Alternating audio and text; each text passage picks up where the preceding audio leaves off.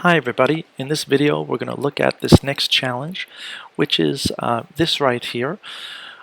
This is a color theory notes document here that we'll be able to paint on using different color schemes as you see on the left here with the color wheels, and we'll get used to painting with our brushes. So the first thing I want to do is find the right brush. So I'm going to ask you to try to find a brush for me, and that's going to be in the drop down. And this, if you haven't installed my S-Scales brush, I would ask you to watch my previous video on installing brushes. And now that we have it in, here it is. If I drop down my brushes, I can drop down this little arrow here, and I'm going to look for a particular brush. If I scroll down, it looks like this. This is the one that I'd like to start with. It's called Flat Paint, and it's the 125, that's the size it starts at, and we're going to select this brush. And what's good about this brush is, if I use my tablet, it actually looks and feels like a brush, kind of tapers off. It has a little bit of opacity to it, and if you don't know what that is, I would ask you to watch one of my other previous videos on getting to know your Wacom tablet. So, what are we going to do with this? Well, first of all, the notes here. If I get my color wheel up here, my color picker.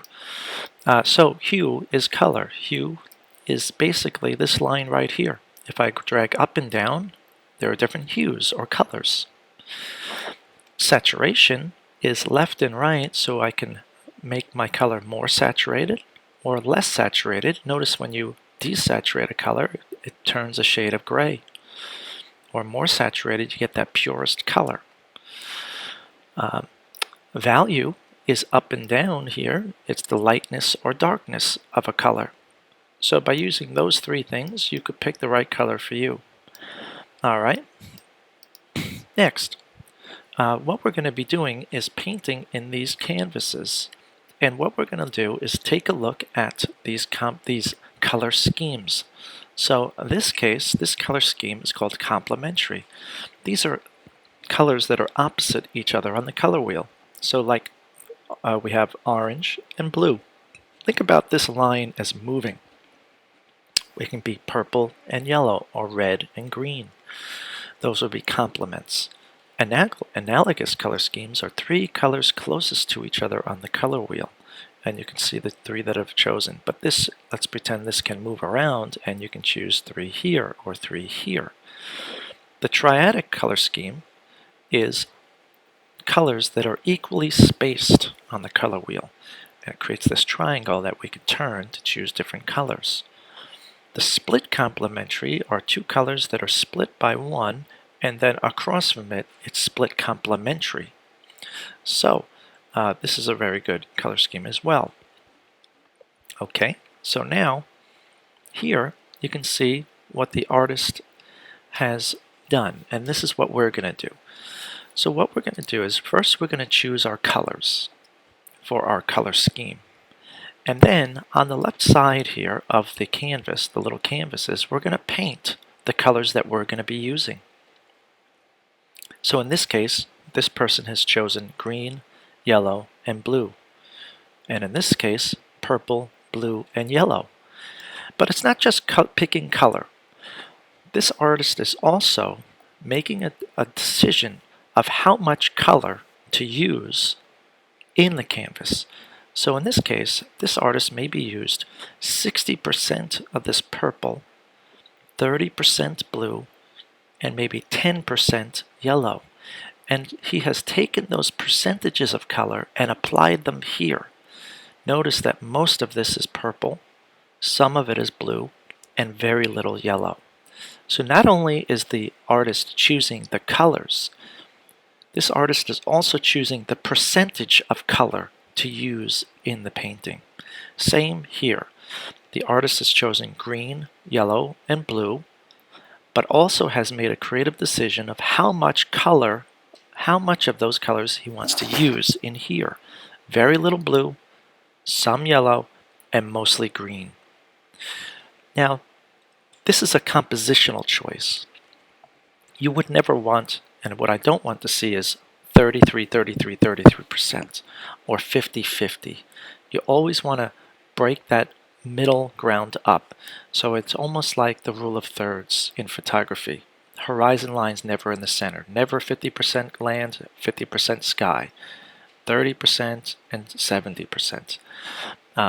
So rule of thirds also applies to color and amounts of color. So think about pushing these percentages and never having them equal. Now, what I'm going to do is I'm going to paint one with you to get you started. So first of all, our layers, we have a locked layer. It will not let me paint on this. That's good. And then a layer above, which is the paint layer.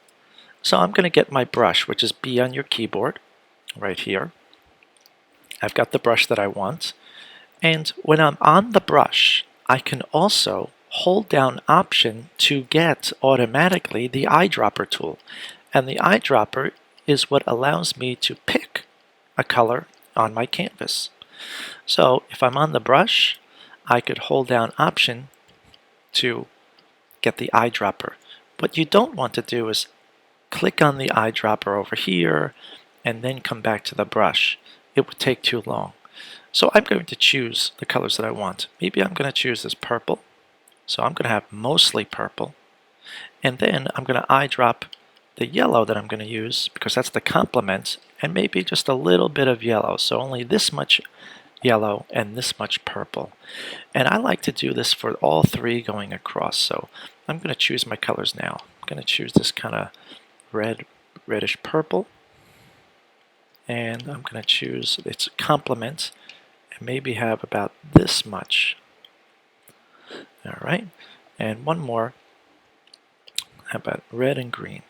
So I'm going to do maybe mostly red and maybe just very little green. Now that I have my color choices selected and my percentages of these colors that I'm going to apply, I'm ready to paint. So one way is to get the brush, and the most important thing is, well, I dropped your largest color, percentage of color, so it's this purple. You want to get rid of the white. So paint away the white. That's the first step. You don't want to be having to deal with that white later on. Just get paint down. Get paint down on the canvas. And you don't have to push 100%. You could leave some of that brush stroke that you're seeing. Then I'm going to eyedrop the yellow. And maybe I'll go, because I want very little yellow in this piece, I'm going to just roll down my brush size. Remember, to roll down your brush size, it is using the bracket keys next to P. So maybe if I'm just going to kind of create kind of a landscape here. Okay. And if I paint it too much, I can always eyedrop my purple and paint that back if I wanted to. Okay, so I've got some purple, or I got mostly purple and some yellow. Now to clean this up, because I went out of the lines, I could take my rectangle tool and I can select and press delete. And I can just clean up this edge like that. And there, I have my first piece. I would recommend zooming in as you paint. Get nice and close. That's Command plus or minus on your keyboard. And I'd move to the next one. So these could be very abstract. They don't have to be painted of anything. You could try to do that. But remember to get paint down first. I'm going to do one more with you. And I'm going to go a different route. So you could also, after you've done the palettes, you could take the rectangle tool and select around this canvas. That way, when I get the brush, which is B, and I eyedrop, and start with a big brush just to get some paint down, notice that we could stay in the selection area. Because I have that selected, I'm not able to paint outside of it. And that could be a way of skipping over that step of cleaning the edge. So here we go. I'm painting, and I'm just going to now add some of this green. I've gotten rid of the white on this page, and now I'm just going to try some things. Okay. I could push harder for a darker mark here. I could eyedrop this color again if I want to whittle away at this and try to blend it possibly. Okay. I have some down here. I have about a 70-30 split, so I'm looking at my percentage. All right. And there. So, Command D to deselect, and I have 2 done. These are complementary colors. You can see that the color schemes are going to get a little bit more detailed with different colors, 3 colors chosen instead of 2, but it's the same route. Pick the colors first and the percentages of those colors, and then execute the painting with those 2 things in mind.